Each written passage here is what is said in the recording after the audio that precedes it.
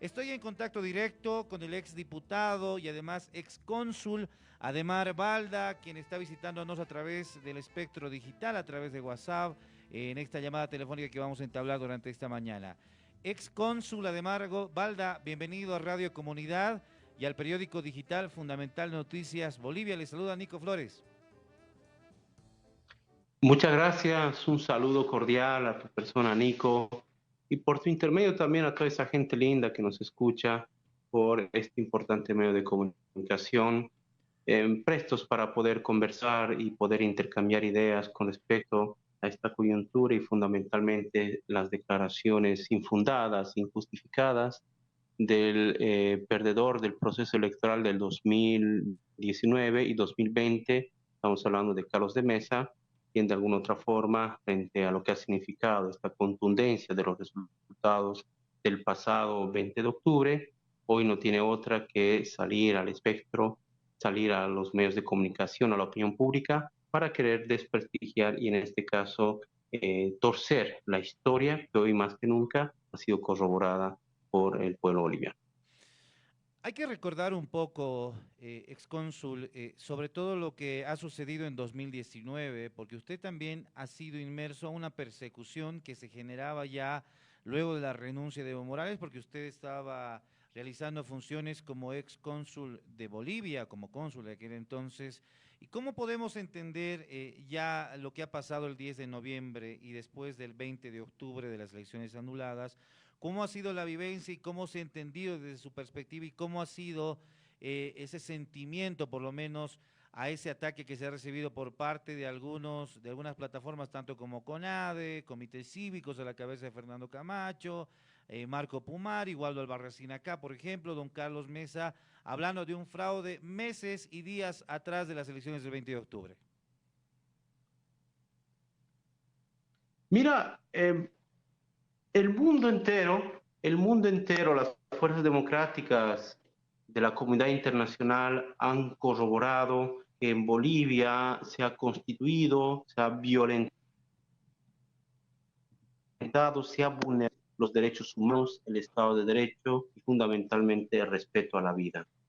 Existe el informe hoy corroborado por la Corte Interamericana de Derechos Humanos que manifiesta que en Sacaba y en Sencata se ha llevado adelante, se ha perpetrado una masacre. Una masacre que sin lugar a dudas significa, en este caso, crímenes de lesa humanidad y que los mismos deben ser investigados, deben ser en este caso esclarecidos de los autores materiales e intelectuales. Si en Bolivia no hubo un golpe de Estado, como afirma infundadamente el señor Carlos de Mesa, ¿por qué los militares, la policía, salen a masacrar al pueblo boliviano? Si en Bolivia no hubo un golpe de Estado y una transición democrática como la quieren hacer ver, ¿por qué un gobierno que apenas representaba al 4% del electorado no permitía ni generaba las condiciones para convocar a elecciones inmediatamente, como era en un principio el discurso para justificar toda esta parafernalia? ¿Por qué si en Bolivia supuestamente hubo un gobierno transitorio, un gobierno democrático, como lo quieren hacer ver,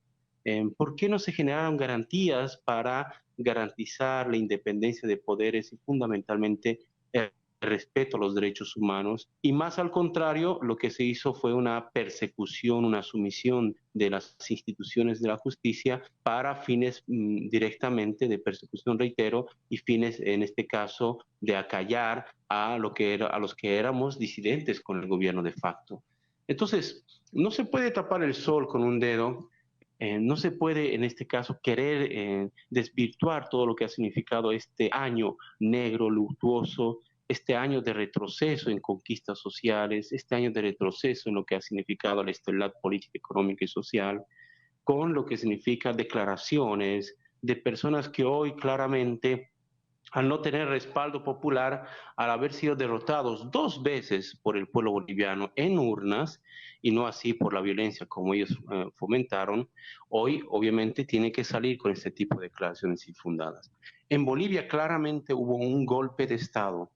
y esta tesis que ha sido reafirmada, reitero, por la voluntad popular del pueblo boliviano, frente a lo que significa el discurso de la OEA, de la Organización de Estados Americanos y de algunos actores locales, algunos actores dentro de la estructura política boliviana, fundamentalmente de tendencia neoliberal, privatizadora, ha sido rebatido a creces con la votación del pueblo boliviano. ¿Qué decían, por ejemplo, en el informe de la OEA?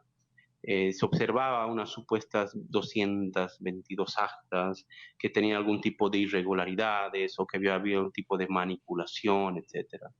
Pero resulta que en esas 222 actas, la votación del año pasado con respecto a la votación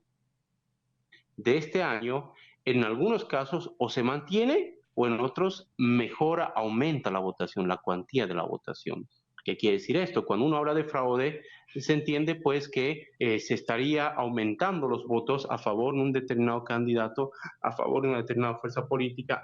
en desmedro de otras fuerzas políticas, organizaciones políticas. Pero resulta que en los hechos, materialmente hablando, objetivamente hablando, en esas mesas observadas por el informe fraudulento de la OEA, la votación ha sido igual o mejor a favor del movimiento al socialismo. Entonces, ¿cómo pueden hoy justificar esa tesis del denominado fraude electoral monumental que hablaba Carlos de Mesa y algunos otros actores, cuando resulta, reitero, que la votación ha sido equiparable o ha mejorado a favor del movimiento al socialismo, por un lado? Por otro lado,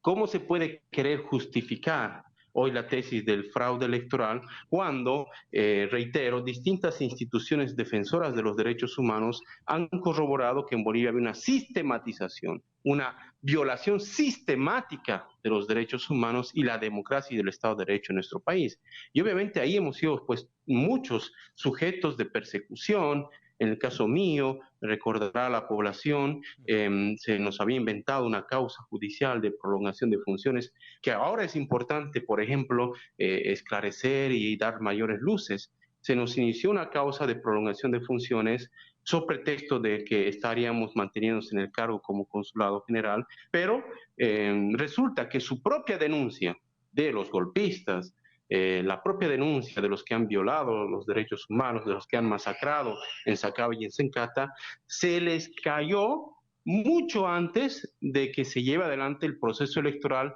de 2020. Es decir, teniendo todo el aparaje estatal a su favor, teniendo de alguna otra forma el control de la justicia, la dictadura mediática a su favor de estos señores, no pudieron sustentar sus mentiras, no pudieron sustentar sus procesos inventados y su propia justicia, su propia estructura de poder no tuvo otra que rechazar la denuncia a los que en su momento, en este caso migraciones, elevaron esta situación simplemente para querer perjudicar o generar alguna susceptibilidad dentro de la sociedad. Entonces, así como en mi caso, hay miles de personas que han sido sujetas de persecución política, sujetas de esta guerra judicial, pero que hoy, a la fecha, no han podido sustentar ninguna de estas mentiras y con todo esto, simple y llanamente, se refuerza la perspectiva y la idea de que en Bolivia lo que hubo no fue un fraude electoral, lo que hubo fue un golpe de Estado con características similares o parecidas a las dictaduras militares de los años 60, 70, donde se utilizaban a las Fuerzas Armadas para masacrar al pueblo boliviano, para reprimir, acallar a la población descontenta con un gobierno antipopular e ilegal. Estamos conversando con el excónsul de Bolivia en Argentina, Ademar Balda, quien también ha sido asambleísta de Bolivia durante la gestión 2018-2019 y por supuesto en todo lo que ha sido antes del golpe de Estado del pasado 10 de noviembre. Entonces, excónsul, ¿por qué se maneja la versión de comunidad ciudadana, por lo menos a la cabeza de Carlos Mesa, de tratar de mostrarle a la comunidad internacional y decirle a la población boliviana de que lo que ha existido el 2019 en nuestro país ha sido lo que viene a ser un fraude electoral y no así un golpe de Estado?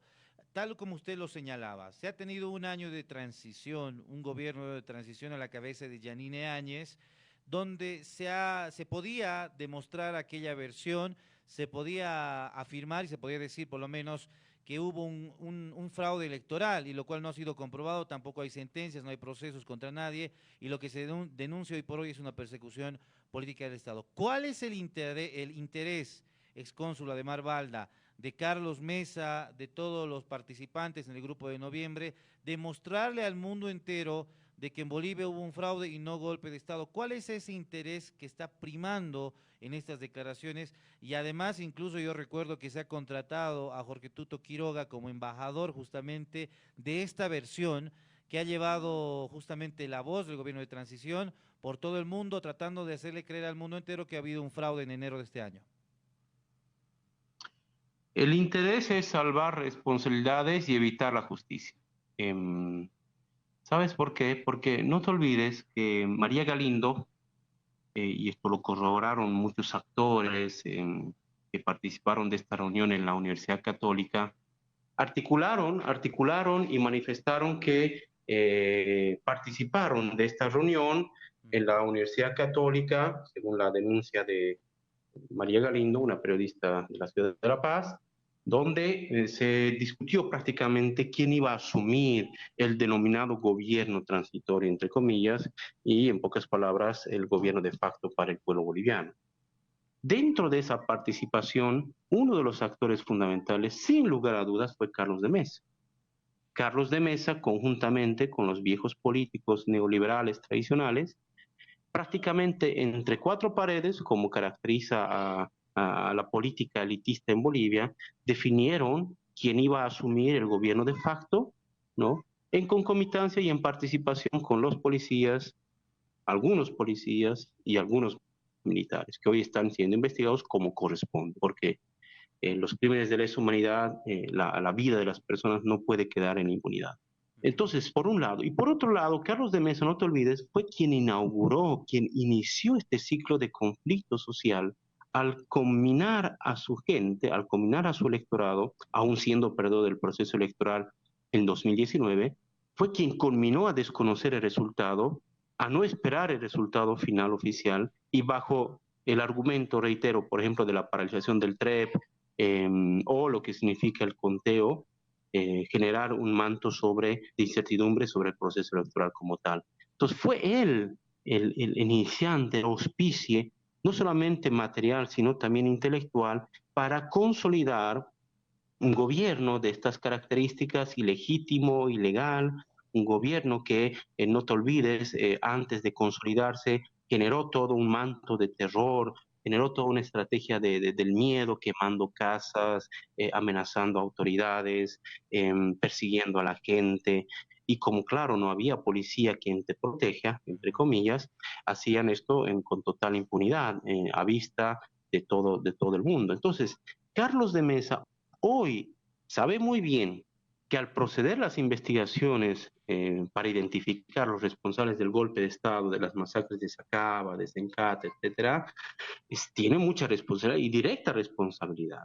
por sus declaraciones públicas y por sus reuniones que ha sostenido para delimitar quién asume el gobierno de facto, mal llamado gobierno transitorio. Por ende, Carlos de Mesa necesita generar un ambiente, un espectro en torno a lo que significa la tesis del fraude electoral, porque está directamente inmiscuido, implicado, y claro, si hay una investigación seria, objetiva, como debe ser, porque esto se debe esclarecer, no reitero, no solamente se ha generado un daño a vida, sino que también se ha generado un daño a la economía, se ha generado un daño a la salud, porque la mala administración del COVID-19 del gobierno de facto ha generado también muertes, ha generado también pérdidas humanas, y eso obviamente ha generado un desastre, una crisis general que está afectando a Bolivia de manera negativa. Entonces, todos estos elementos generan pues una desesperación de Carlos de Mesa, generan una urgencia de poder nuevamente querer reposicionar el discurso del mal llamado fraude electoral cuando, reitero, Hoy todo el mundo y los hechos, la historia y los números, podríamos decirlo así, refutan esta tesis desde todo punto de vista. Carlos Deleuze está desesperado, tiene que posicionar nuevamente esta idea del fraude electoral, pero que ha sido derrotada políticamente, electoralmente el pasado 20 de octubre. Por ende, está tratando de zanjar o, en este caso, salvar su pellejo, tratando nuevamente de posicionar esta tesis fraudulenta. Es muy importante entender y además hacer conocer a la población en general todo lo que ha sido este proceso de transición y además esta versión que se ha manejado justamente por instancias gubernamentales, como usted lo hacía mención, mal llamado de transición, respecto a todo el actuar del gabinete de Yanine Áñez, que ha tratado de posicionar este tema y en compañía de los medios de comunicación. ¿Qué pasó y cuál sería la lectura, excónsul y exdiputado Ademar Balda, respecto a las responsabilidades de justamente actores sociales? Tal es el caso como los comités cívicos, la Universidad Mayor de San Andrés, que ha participado a la cabeza de Waldo Albarracín, los medios de comunicación también de élite, los medios tradicionales, que han estado también trabajando junto al aparato estatal tratando de mostrar esa versión. Más allá del revanchismo, más allá de lo que viene a ser una venganza, lo que Boliviano quiere es claridad, porque se le ha hecho creer durante esta gestión que ha habido un fraude y lo que poco a poco he ido descubriendo, lo que en realidad ha sucedido en octubre de 2019 y en noviembre y en diciembre, ha sido una total versión diferente a lo que estaba manejando el gobierno de Yanine Áñez. ¿Qué responsabilidad tendrán los actores sociales, excónsul? Lo primero que hay que manifestar es que la justicia no es lo mismo que la venganza. Ese es un elemento fundamental para entender todo el proceso y lo que debe venir de aquí en adelante. Justicia no es lo mismo que venganza. Y hoy más que nunca Bolivia evidentemente tiene que entrar a un ciclo de reconciliación, de hermandad,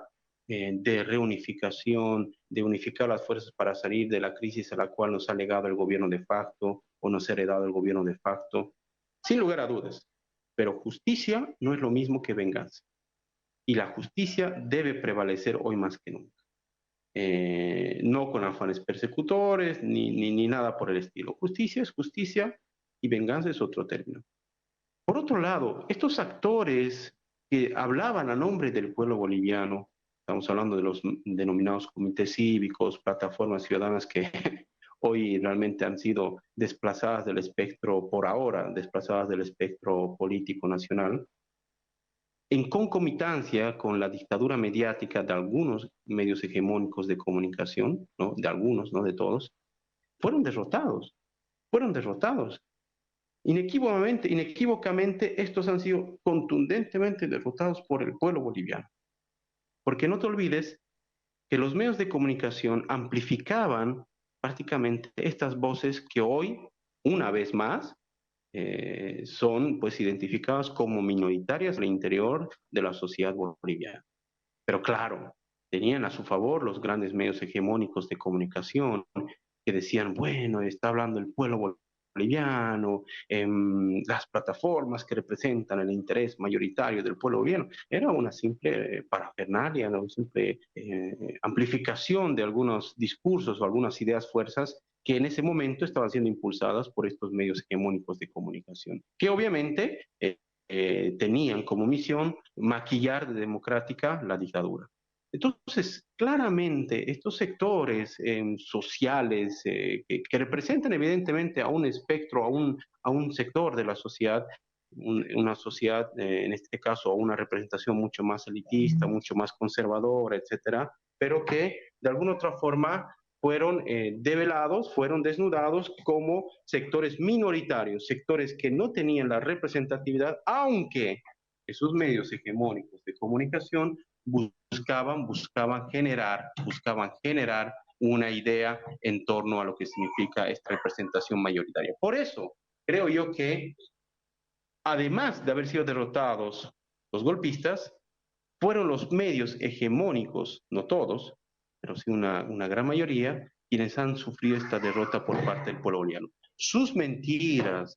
en sus posiciones o esas noticias tendenciosas a favor de validar este gobierno de facto fueron pues prácticamente desnudadas y generaron y develaron una crisis de credibilidad de estos medios que a pesar de que tienen una cobertura mucho más amplia, mucho más territorial, nacional, pues la gente demostró que no les creen, que no les creen. Entonces,